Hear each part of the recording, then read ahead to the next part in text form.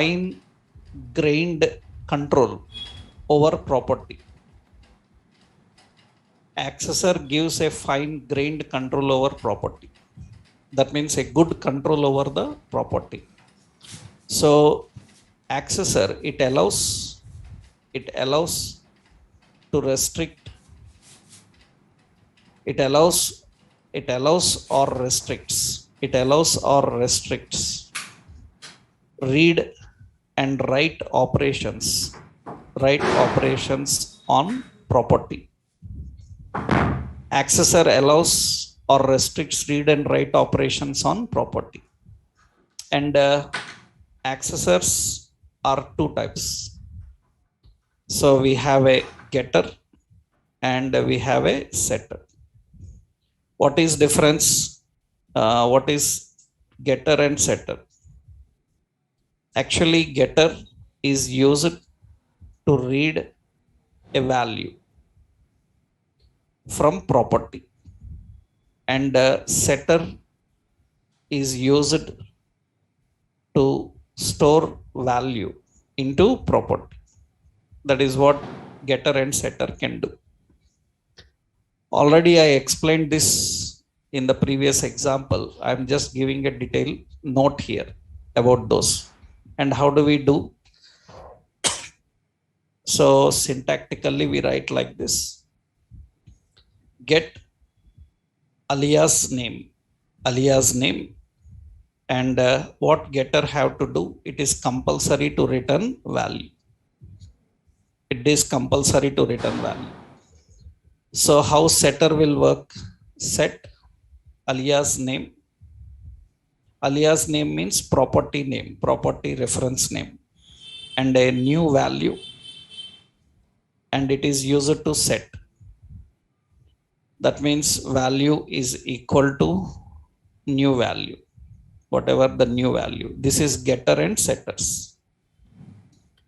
Getter is used for reading a value, and setter is used for storing a value. These are already there in JavaScript, the same way we use in Typescript also.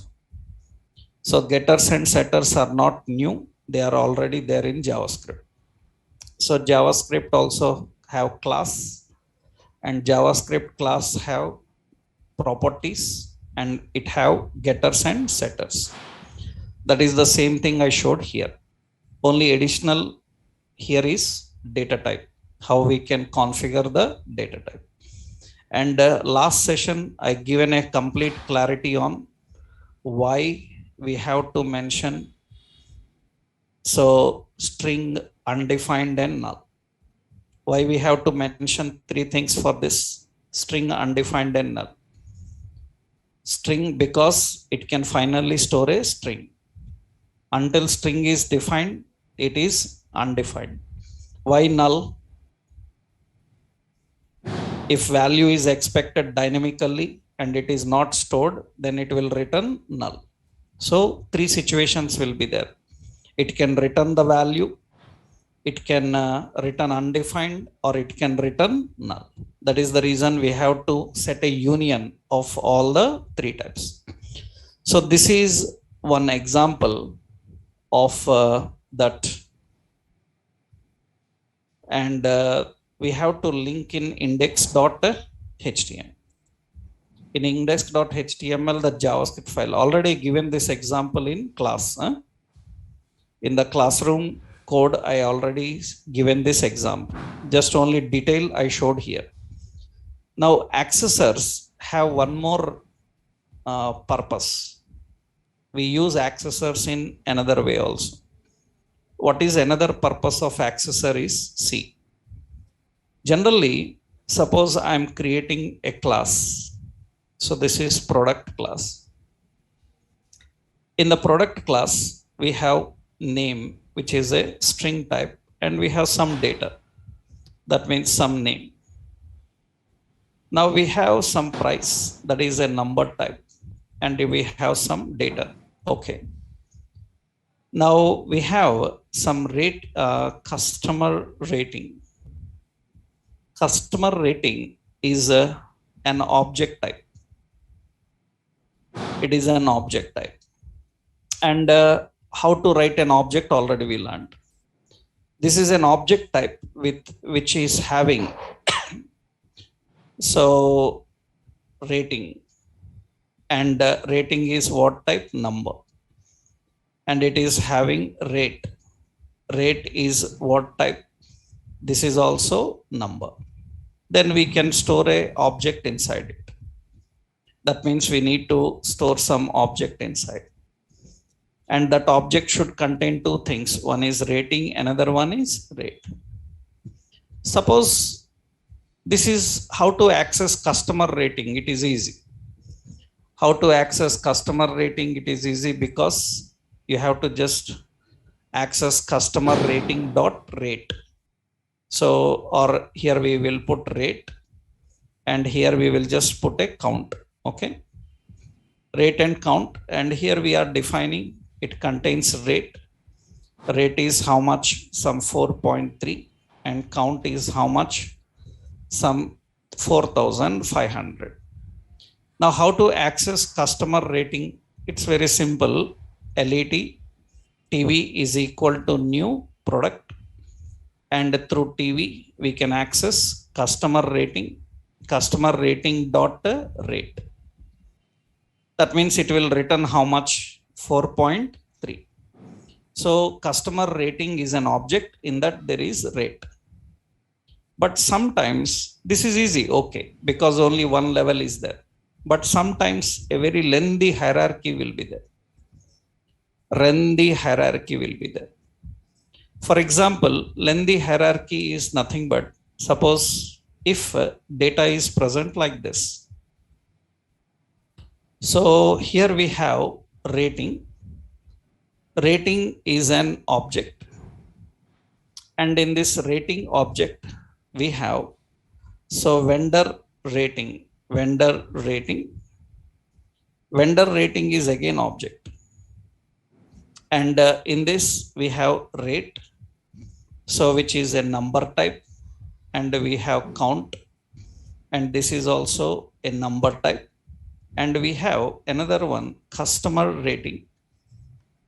Customer rating is again object.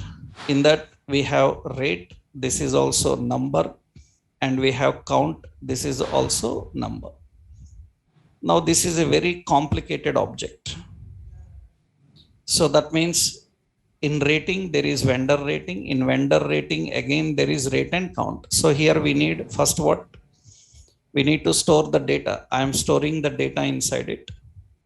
What is the first data we need to store? First is an object. What is that object? We have vendor rating. Vendor rating is an object. In that what? Rate. Rate is suppose 5.0, and we have count. Count is how much? Suppose some 60. We have another one, customer rating, and we have to use rate is some 4.3, and count is some 6,200. This is a very complicated object. Now tell me how to access vendor rating. How to access vendor rating? TV dot rating dot what? Vendor rating. In that what? Rate. It's a lengthy one. It's a lengthy. There can be several more hierarchies. In real time, object inside object, object inside object, very lengthy. I showed you, if you remember, API dot NASA. I showed you NASA API's data. This is NASA API data. This is actually NASA API data. It is NASA official data. And see, when you see the NASA official API data, you see this is returning an object. This is returning an object. In this object, it is an object of array. In that array, again object. And observe that actually this is object. In that object array. In that array, again there is an object. In that object, again there is one more object. Camera is another object inside. It's a very lengthy hierarchies. This kind of data we will work every day. Now accessing such lengthy data is always risky, means you need a lot of things to do, a lot of reference. Then what you can do is very simple. We can simply create an accessor called get vendor rating. Vendor rating, it's an accessor. It can return this dot rating dot vendor rating dot rate. That's it. Now how to access vendor rating? It's very simple. Console.log. So we will put a message vendor rating. How to access it? Very simple. We have to use tv.what vendor rating. That's it. You don't need a lengthy hierarchy. Previously, without accessor, how to access it? Without accessor, how to access it? So suppose customer rating, there is no accessor for it. Then how to access? tv dot rating dot customer rating dot rate. Now with accessor, it is simple. We create an accessor to have a good control over the properties. If a property is present at multi-level hierarchy, then you can simply pick it up and access directly by using accessor. That is the purpose of accessors. So accessors are used to have good control over properties. There are so many situations for accessors. There are so many options for accessors. And one, you saw how we can put read and write operations. Another one, you saw how do you control the multi-level hierarchy. So this example I given previously is related to how to control read only. And one more important, actually, accessors are also used to access any property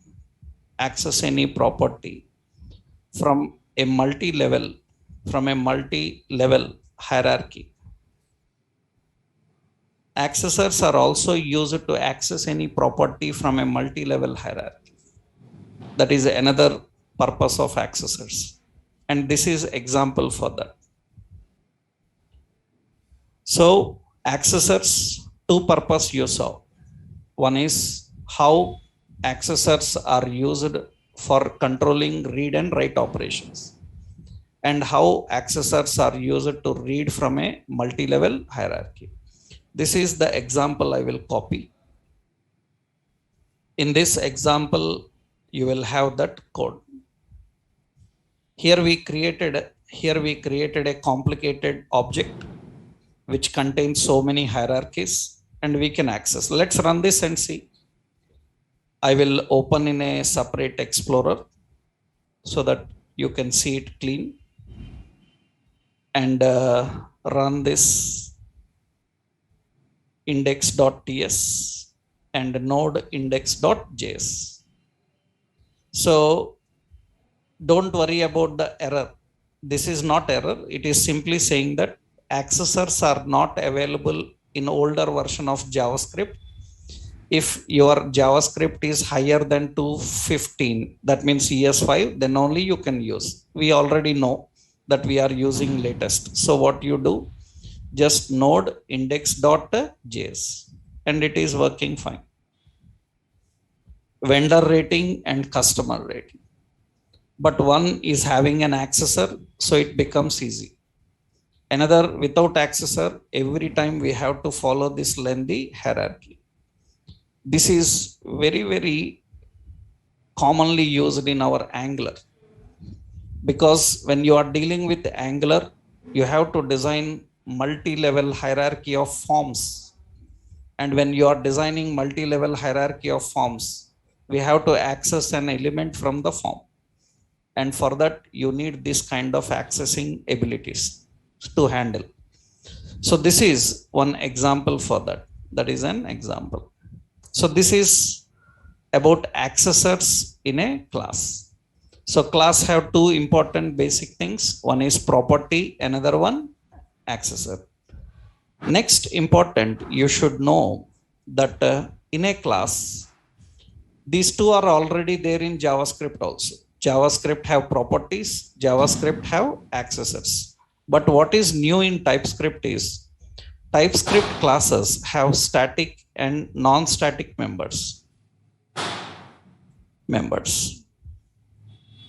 So a property or method can be static or non-static in TypeScript, can be static or non-static in TypeScript, which is actually in JavaScript all are non-static. In JavaScript no static, all are non-static. So in JavaScript class members all are non-static, but in TypeScript we have clean differentiation. You can configure any method or property as static or non-static. Now the question here is, in object oriented programming, what is static?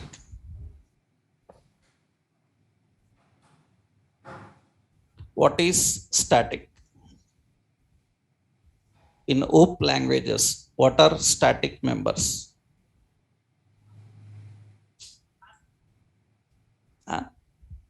What it is? What is static means?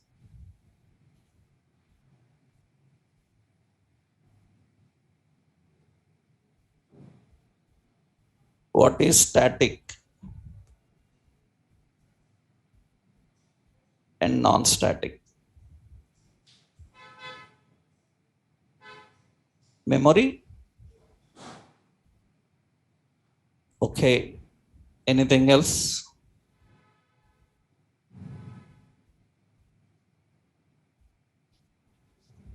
Static means, okay, let's take a clean example, means let's understand clearly. Generally at learning level, when you learn static, non-static, so you have sometimes one definition, that is just learning level definition you will have. But architecturally, a developer should know when to use static, when he have to create a static member, for which purpose. That is important. For that you need to understand one concept. So what you need to understand about static, non-static is, in any computer programming, actually the word static, non-static, these are the terms related to memory. The terms static and non-static, these terms are related to memory. That means actually in computer programming, we will have static memory and we will have a non-static memory. Non-static, or you call dynamic. So memory is classified into static and non-static. What is nature of static memory? How static memory works? What is the nature of static memory is, static is called continuous memory. It is called continuous memory. Non-static is called discrete memory. Discrete memory. So what is difference? I will tell you. Continuous memory, discrete memory. So in any computer programming in the world, the words static and non-static refers to memory. And what is static memory? Static memory is continuous memory and non-static is discrete memory. What is continuous means? I will tell you. Here, suppose we have a class called demo. In this class, we have two members. S is 0 and N is also 0. S is a static member. Suppose S is a static member. Generally, static members are declared by using yes, static. Static is the keyword used for static members. Now, static members are stored in continuous memory. That means S equal to 0. Non-static members are stored in non-static memory N equal to 0. Now, in this memory, we are doing some operation on static S equal to S plus 1. And on non-static also we are doing N equal to N plus 1. Same operation we are doing on both. Now what happens is, for this class, that means for the class demo, we created an object, object 1. Now this object have to use, this is an object for this class. Now that object have to use the static memory as well as it should use the dynamic. Now what happened is, it used this static memory, then it makes S equal to, it makes S equal to 0 plus 1 means how much? 1. Okay, after making S as 1, object 1 finished using it. Even if it finished using it, it will keep that in the memory and it will come out. That means the memory allocated for object 1, it will continue for second object. The memory allocated for object 1 will continue for second object. So if second object is created, obj2, second object is created for the same class, then what happens if the object is created for the same class? It will go into memory and it will continue the previous memory. Previous object memory is S1. Then it will continue that memory. That means it will be S equal to 1 plus 1. It will be 2. The memory allocated for first object will continue for others. That is called continuous memory. That is called static. At any high level experience interviews, if anybody asks what is static, you should use the word continuous memory. You don't try to explain your answers. In real time interviews, we should never explain answers. We should use keywords, technical words. If you start explaining answer, that means this will happen in static, that will happen in static. You try explaining. From that explanation, he will pick up one more question. So you are giving interviewer the scope of going in depth about the topic. If you are explaining a topic, never explain any answer. Just tell the answer in technical words. Just use 1-2 words answer for that. If you start explaining your answer, then interviewer will pick up questions from that answer. That means you are making your interview more complicated now. So never explain, only use technical words. Learn technical words, remember them, and try to deliver them in interview. So if you say continuous memory, that's enough. That satisfies what is static. If he wants, he will ask, like, what is continuous memory means. Then you have to tell continuous memory means the memory allocated for an object will continue for next. That means that is static. What about non-static? Non-static is nothing but same object will go to non-static now. To non-static. Then what happens? N value will be how much? N equal to 0 plus 1. And that means N is 1. After first object finished using the memory resets again. Memory resets again, disconnects. Resets, that's why discrete. Discrete means disconnected. Continuous means continued. When it disconnects, when second object will go, what will happen? Again N will be 0 plus 1. For every object, N value will be 1 if it is non-static. But for every object, S is continued. Now, the question is, how a developer knows when to write static, when to write non-static. That means as a developer, when you will decide that this member should be static, this member should be non-static. I will tell one example for that. Example is simple actually. Suppose, means as a developer, how to decide whether it is static or non-static. Suppose we are developing an application. In this application we have actions like insert, update and delete. Now we have to communicate with a database. That means we have a database. On that we need these three operations: insert, update and delete. Now before inserting or updating or deleting, one more extra work we have to do. That is, we have to first connect. After that, insert, update, delete. That means now I will give this connection as a static connection. We will give the connection as a static connection. Then what happens is, you click insert, then first it will connect. After connecting, it will perform insert.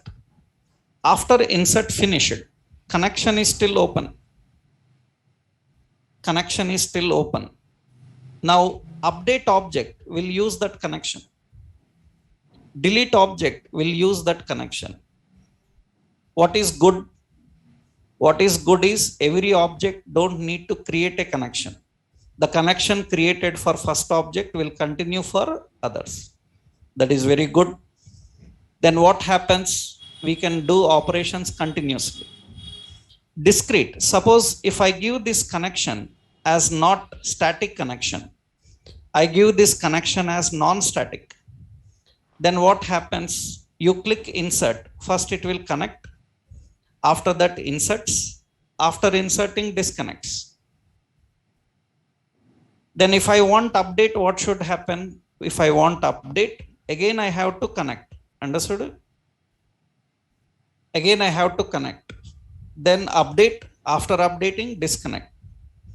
So what is good about static? Good about static is continuous. Continuous. For example, you opened Gmail. In the first screen, it asked you user ID, password. You entered user ID, password and login. After login, first page, it shows you have 10 mails and you saw that. After that, you click first mail. You saw the first mail. After that, go back to previous page. Previous page. So if it is a non-static connection, it will ask login again. That means after you finished first mail, it will disconnect.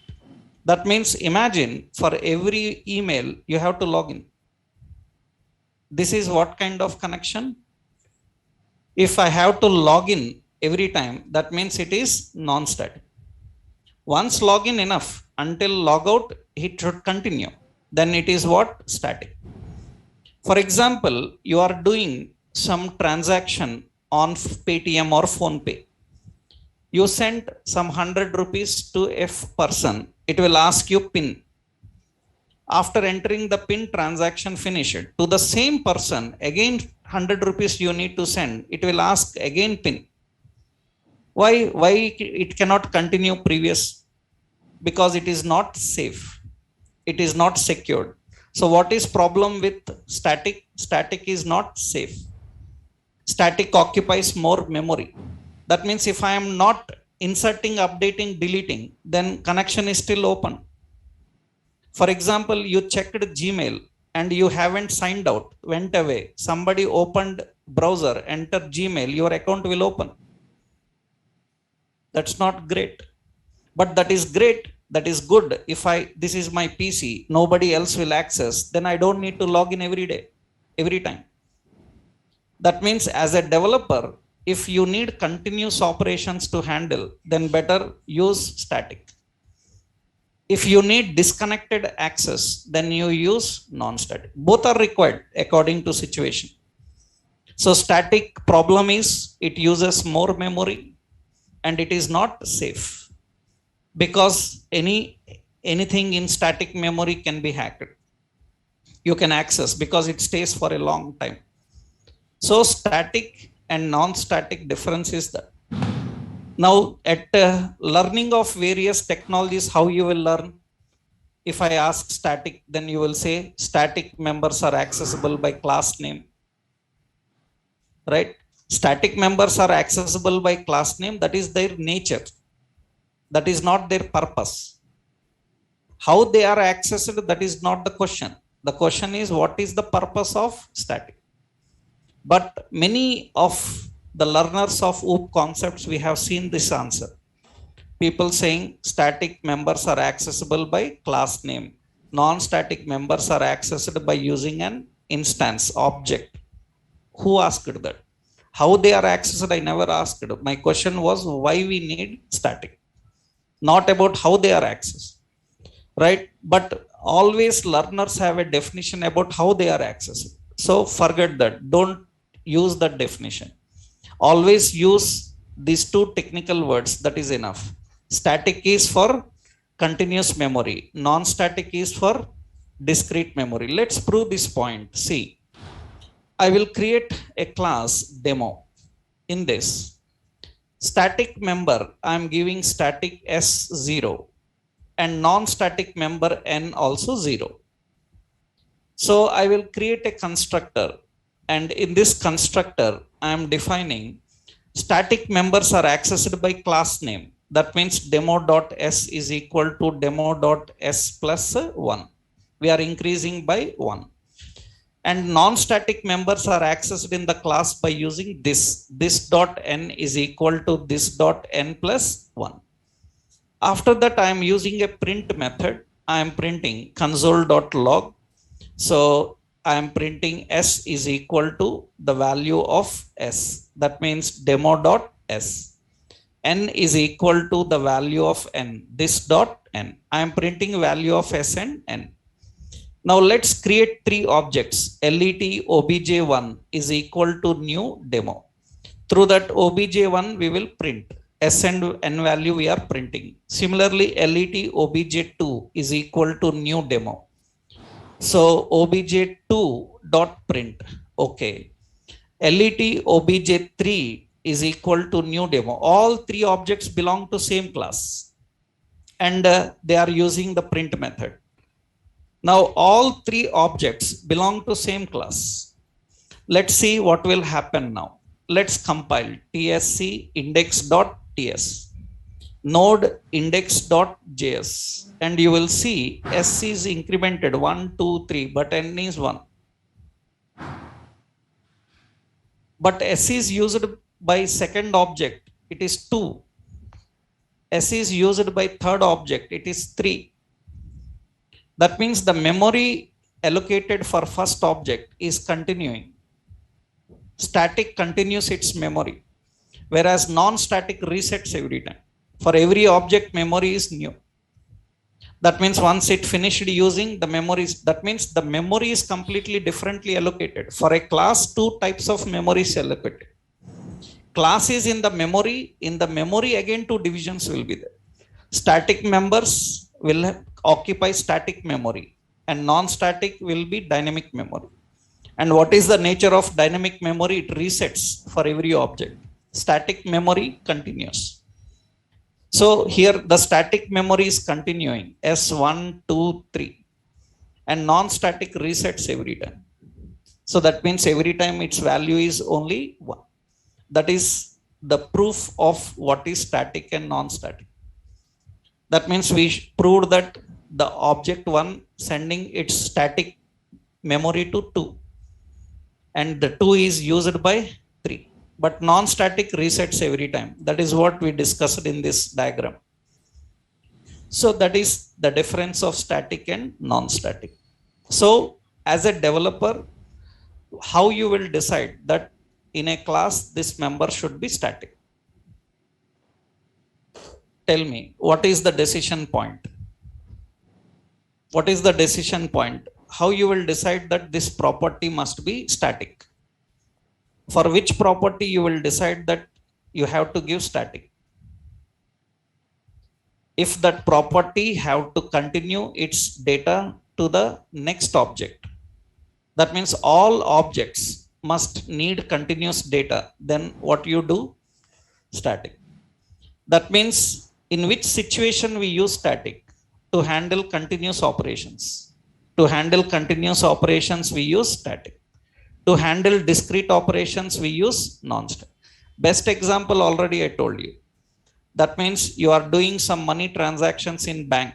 Then every time you need to verify the password.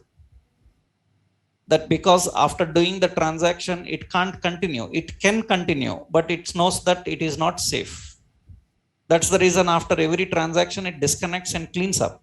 Next transaction again new. For example, you are doing so a transaction of some payment, some ticket booking. They will give 5 minutes time, 7 minutes time. Within the 7 minutes you don't do, your session terminated, disconnected. You will have to log in again, or you have to restart your complete selection process again. That is what actually non-static. Once you log in and until you log out you are continuously doing the operations, that means it is static. That is the difference between static and non-static. So how do we define? So the terms static and non-static refers to memory. So what is static? So actually static refers to continuous memory. Static refers to continuous memory. That means memory allocated allocated for first object will continue for next. So it uses more memory, and it is not safe. It is not safe. So static members in class are declared by using static keyword by using static keyword by using static keyword. They are accessed within or outside class, within or outside class by using class name. Within class or outside class, they are accessed by using class name. That is the nature of static. So syntactically like this: class demo some static s is some 0. Just syntax. Example later I will give. This is static members, static memory, how we configure and define the static memory. Next, non-static, or you say dynamic. So it refers to discrete memory. It refers to discrete memory. Discrete memory is nothing but disconnected.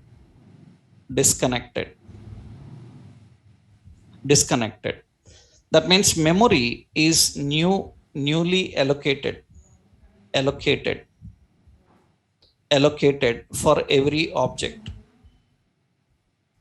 That means memory is destroyed after every object. So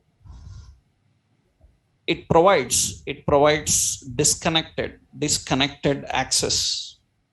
It disconnected access so to data. Disconnected access to data. We have connected access and disconnected access. And non-static members are accessed within class by using this keyword. And outside class by using instance of class. By using an instance of class is object.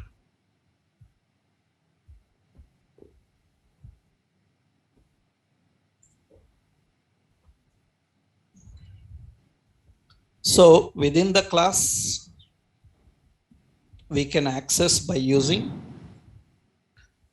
this keyword. Outside the class by using instance of class, that is. So that is the point. So example, syntactically we define just class demo, and here we define some n is equal to 0. This is non-static. We don't have any keyword for reference for that. And all the members in a class that you define, whether it is a property or a method, it can be static or non-static, right? So this example I will post, I will give you that example here, index.ts. So in this example, I just showed you how the memory continues from one object to another, how the memory is continuing. This is the example for that. This is the example for that. I will copy this. Here we have two members. One is static, another one non-static. We are incrementing both by 1 and we are printing. So every object is newly allocating memory only. But one is using static memory, another one is non-static memory. So this is an example. So here one FAQ for you, for just to understand when to use static members, when to configure, suppose when to configure static members, when to configure static members as a developer in the class. So when you need continuous operations, when you need continuous operations, so then you need static. So when to configure non-static members, so when you need discrete operations, that means disconnected. This is connected access, and this is disconnected access. Actually both are required depending on situation. It's not like which one is best, right? What is the problem with static memory continuous? It uses more memory. It leads to memory overheads because memory is in use but you are not using it. So non-static drawback is every time we need to connect, every operation needs to connect. So if continuous operations have to perform, then non-static is not great, right? Static is good, right? That depending on situation we use that. So while working with classes, you need to know that class members are static and non-static. That is a very important point. This is not there in JavaScript. So this is there in TypeScript. So that means in JavaScript, you have class, we have properties, we have accessors, but you cannot use the word static in JavaScript class. In TypeScript, we can do that, right? Now, what is another new in TypeScript is TypeScript provides access modifiers. TypeScript provides access modifiers. Again, this is not available in JavaScript. So access modifier is nothing but, so access modifier sets code level scope restrictions, sets code level scope restrictions. Actually, access modifiers, we have 3 here. TypeScript access modifiers are, we have public, and we have private, and we have protected. Only these 3 are there. Only these 3: public, private, and protected. What is difference? between public, private, and protected. Actually, here, this is about their accessibility. So what is public is, so it is accessible, it is accessible within the class or outside class. It is accessible within the class or outside class. It is accessible uh, outside outside class outside class by using a derived class derived class derived class object or superclass object. It is accessible by using both derived class object or superclass object. It is accessible outside class by using derived class object or superclass object. It is available both. So public is accessible everywhere. It is accessible inside the class, outside the class. So it is accessible in derived class, or outside derived class also.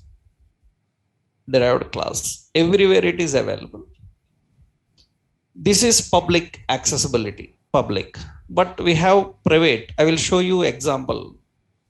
We have private is nothing but it is accessible only within class. That's it.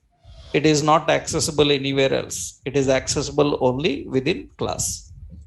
Now what is protected? It is accessible within class. Within class it is accessible. It is accessible within it is accessible to derived class only by using derived class object, not by using superclass object. That is the basic restriction actually. Protected means it is accessible to derived class only, and only by using derived class object, not by using superclass object. That is what actually protected is. So let's prove these 3 points here: public, private, and protected. Let's see here. So I am creating the members with these 3 things here. So we will create a class called super class. Super class means base class. And here we are using, so public, so name, string type, and some TV. We have private, price, some number type, and some value. And we have some stock. So protected stock, it is a boolean type, boolean type and true. Like this we define. We have 3 members: public, private, and protected. We are creating a derived class. How the derived class inherits the superclass? By using extents. Same like you have seen JavaScript, same inheritance will be there. Extends what? Superclass. Now see here, we are creating an object for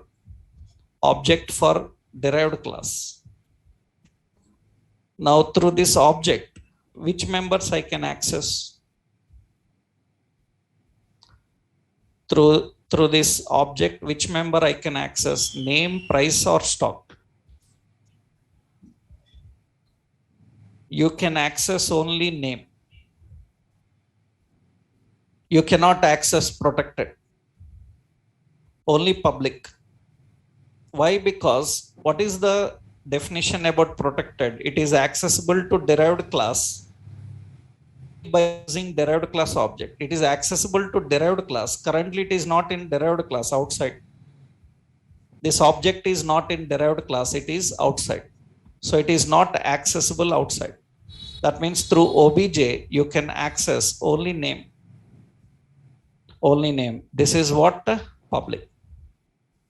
So you can access. Protected means you can access in the derived class. Suppose we have a print method. Okay, now for this print, in this print method we created an object is equal to new superclass object we created.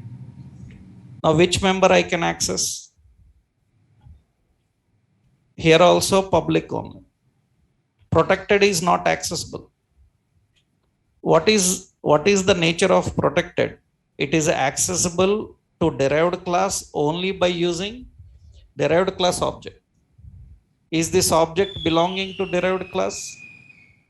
Then protected is not accessible.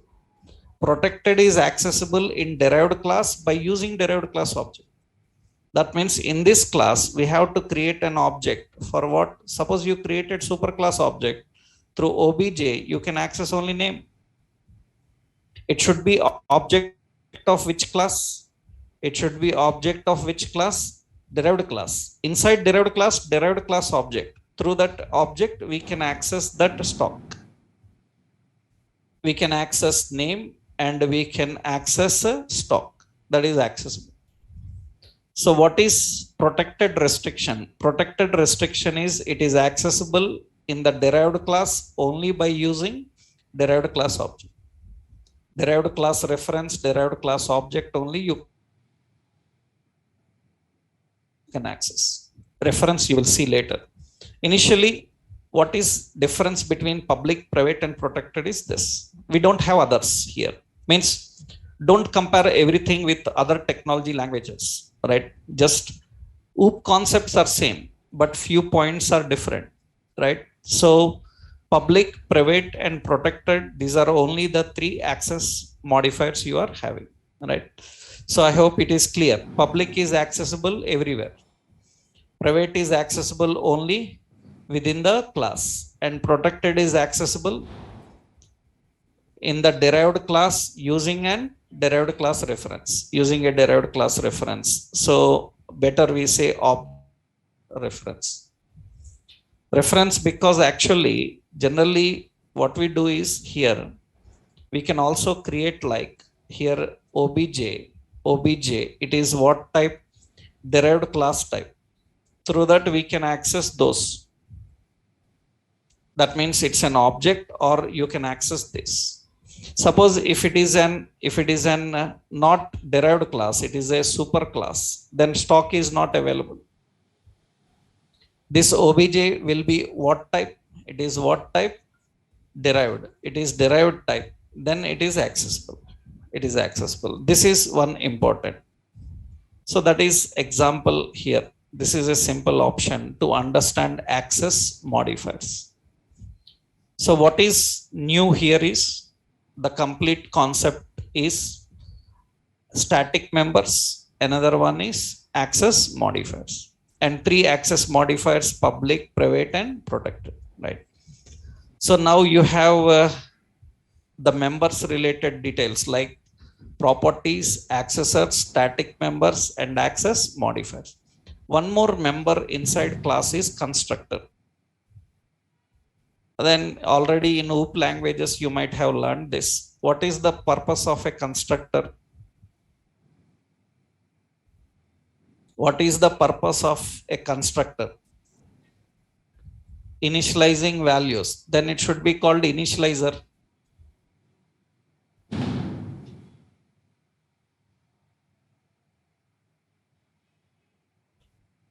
It should be called initializer, na? Why you changed name? You are saying constructor is for initializing values. Then why you given the name constructor? You should say initializer.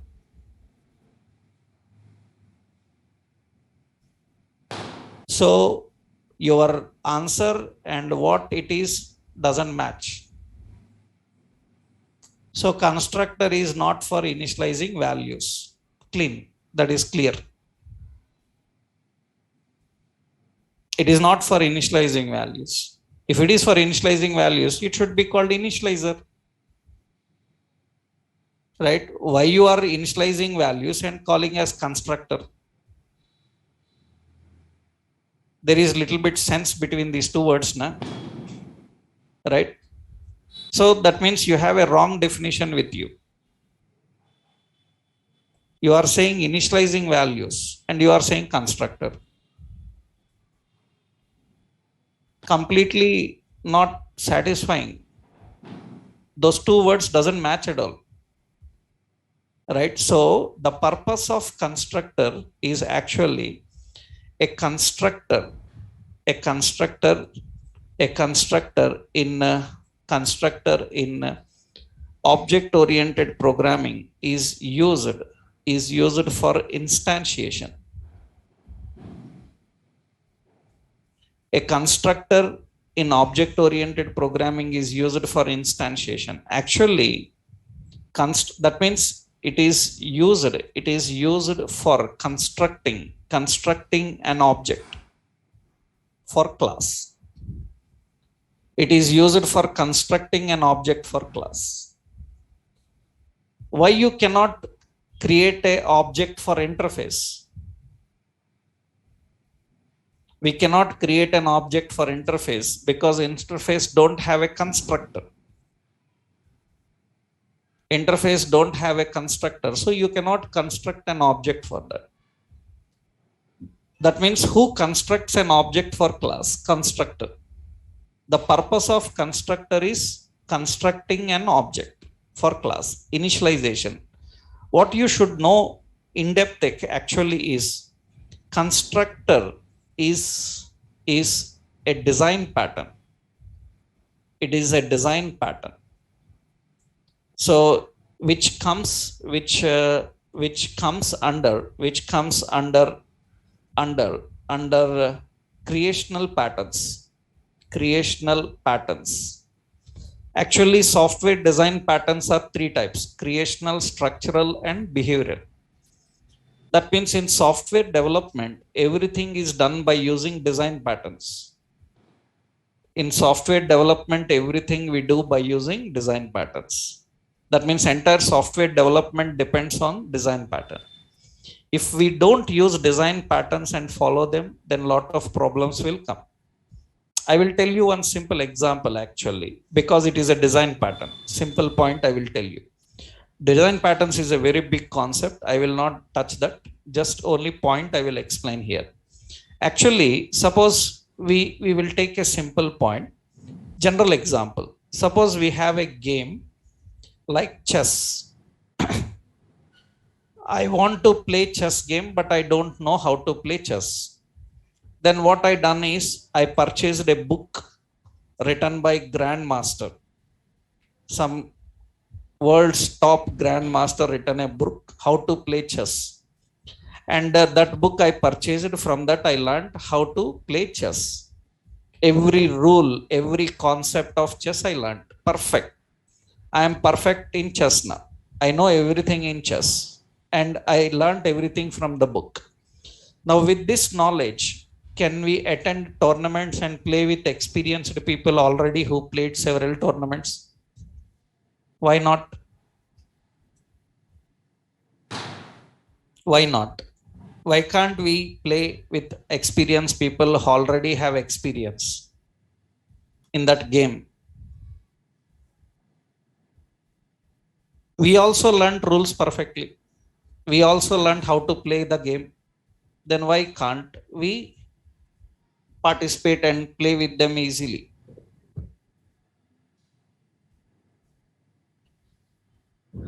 That is not about experience. That is not about experience. Actually, why we cannot play? Because people who are playing that from several years, they know some techniques, tricks. They will implement those techniques and tricks on you.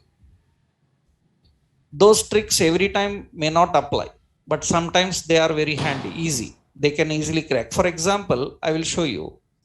Suppose we have a game like, suppose let's say we have a game like some tic-tac-toe game is there. Some tic-tac-toe game is there. My first move is here. My opponent move is here.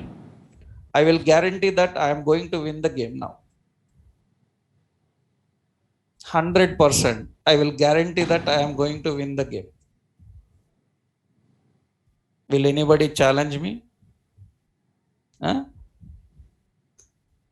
No, it's guarantee, 100% guarantee that I am going to win because my next move will be here. His move must be here. My next move is here. Done. That means I can wrap the game here or here, anywhere. That is a strategy, plan, right? And if you have such strategies, it's easy. You will not waste time. Do you know when grandmasters like Vishwanath Anand and others, grandmasters, they go as chief guests to some tournaments. You will see hundreds of people are sitting. And what he will do is he will be just walking and playing with everyone. When he comes back, he wraps everyone. That means just in 2-3 moves, finish all these hundreds of people.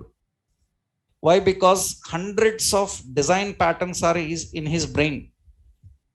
And those patterns, when he apply, he will guarantee that he will win the game. That's compulsory. Until or unless anybody else knows the same. This is in software development also. In software development also, you learn Java, you learn .NET, you learn PHP, Python, or any technology. Suppose you have to build an application for bank. Bank is which domain? Finance. For finance domain, we need to build application. There are certain patterns for that domain. We have to follow those patterns.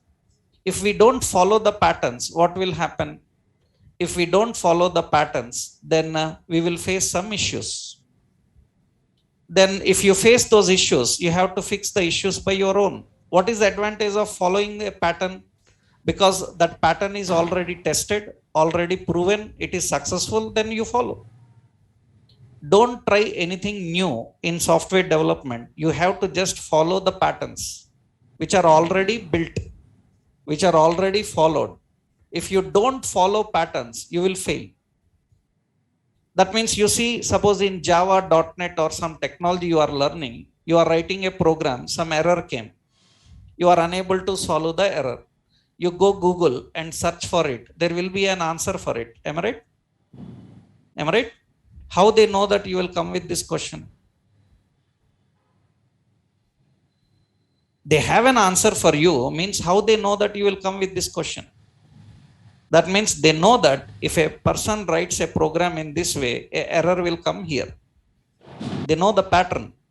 Then what they will simply suggest, they will not suggest your program. They will simply say that if you have this problem, do this. They will not suggest your program. They will never see your program because already answers are posted there. They are not going to give a fresh answer until or unless it is, you don't have an answer there found in the results.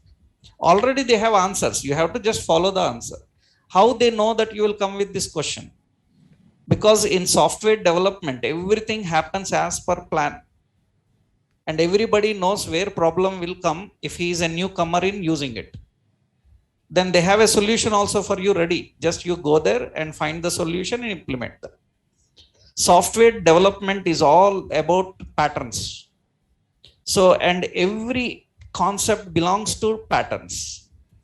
That means how an object is created for class and how a class inherits another class. How a class accesses the members of one class in another class. All these are patterns. We call them as design patterns. Actually, there are 24 design patterns. We call them GOF, Gang of 4. These 24 design patterns are the foundation for all the other design patterns. So we call them, hundreds of patterns are there. 23, 24 are the main patterns. We call them Gang of 4. So, and in software development, everywhere you will find it. I hope few you learned, like singleton. You learned singleton in Java, .NET. Like singleton means you have to design a class in such a way that class can have only one object. That means first time object is created, second time it should not allow. How to design a class in such a way that it can have only one object? For that, we have to use a pattern called singleton. Right? There are so many design patterns, and constructor is a design pattern. Constructor is a design pattern that specifies how an object is created for a class. Now, why in your Java.NET you learn that constructor is for initializing values? So, because you might be initializing values in constructor. You might be initializing values in constructor, and you think that constructor is for initializing. But constructor is not for initializing. Constructor is for constructing an object for class. While constructing an object for class, if you want to do some extra functionality, then you have to give that work to constructor. Already constructor is doing which job? Creating object. Some work we need to do at the time of creating object itself, not after object created. That means certain things we have to do at the time of creating object. Then we give that work to constructor. View that work to constructor. That means constructor's work is not initialization. Constructor's work is constructing an object for class. At the time of creating an object for class, if you want any extra activity to perform, you can give that work to constructor. For example, see here, I will tell you, see. Suppose just a simple basic example I will show you. A class, so database. Now in this class, you have two operations, insert. So console.log, say record inserted. This message should come. Now what I have to do is, I need to create Oracle. So is equal to new database. And what happens is Oracle.insert. But before inserting, I should connect with the database first. Now, there can be several ways. What I will do to connect with the database, to make it more easy, what I will do is, at the time of creating object itself, it should connect. At the time of creating object, that means Oracle, we are allocating memory, new database, that means object is created. Once object is created, at the time of creating object, I should connect with the database, so that connection is ready. Then I can simply use insert. That means no need to connect manually. If I have to give manual, suppose I am giving connect, manually I am giving console.log. So I will put a message connected with the database. This message I am giving. Now I am running this. When I am running this, it is not connecting. So that means I will put tsc index.ts and we will say node index.js. It is not connecting, it is inserting. Without connecting, inserting means my database will reject connections. It is saying, it will say that please connect and insert. But now I return connection. By return connection, why it is not working? I return connection. Why it is not working? Because I given this work to a method. When this method will do, when you call it, it will do. When you call it, it will do. But without calling, it should do. Then we will give this work to constructor, the same work to constructor.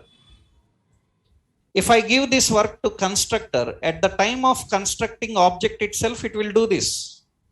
It will do this. Now see here, I am running. What will happen is, when I run this, when I run node index.js, it will connect and insert. Am I calling that connection? I am not calling the connection. Connection is created at the time of creating an object.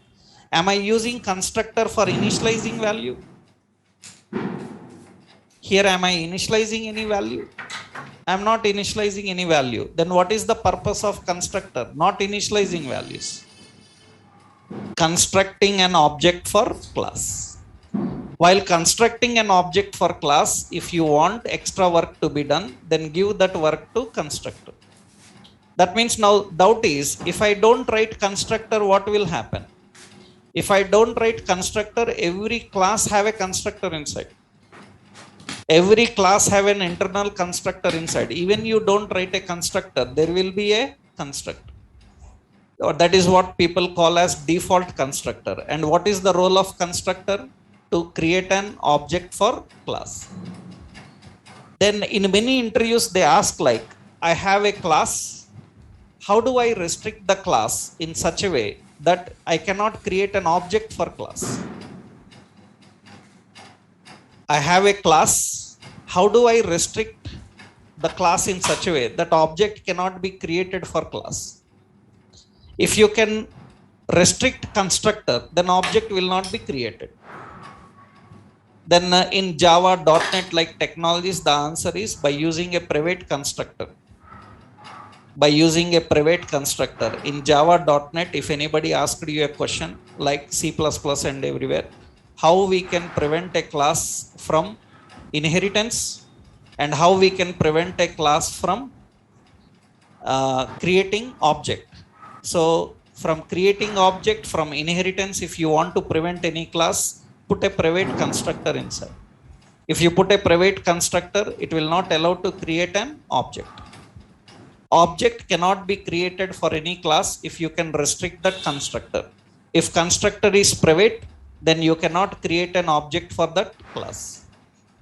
Right? That is the regular question asked in OOP languages. How we can prevent a class from instantiation? Generally, many people give answer like static. Right? Static is not about creating object. Static is about memory. Creating object is constructor. If you want to restrict object creation, then you have to restrict the constructor. Right? That is what the main purpose of constructor. Right? Constructor is a design pattern which comes under creational patterns. Actually, creational patterns in software engineering. In software engineering deals with creation of object, creation of an object. Creational patterns in software engineering deals with creation of object. So the various creational patterns, so many creational patterns are there. I will give a simple list here. I will give those list. As I already told you, singleton and all these are creational patterns actually. These are creational patterns actually. These are all creational patterns. These are the creational patterns. Abstract, factory, builder, factory method, prototype, singleton. These comes under creational patterns. Let me copy this for you. These are creational patterns.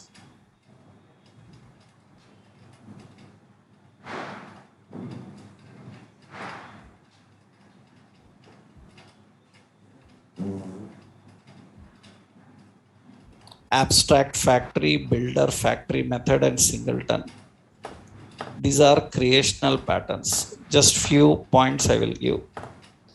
Abstract, factory and factory method, builder, singleton,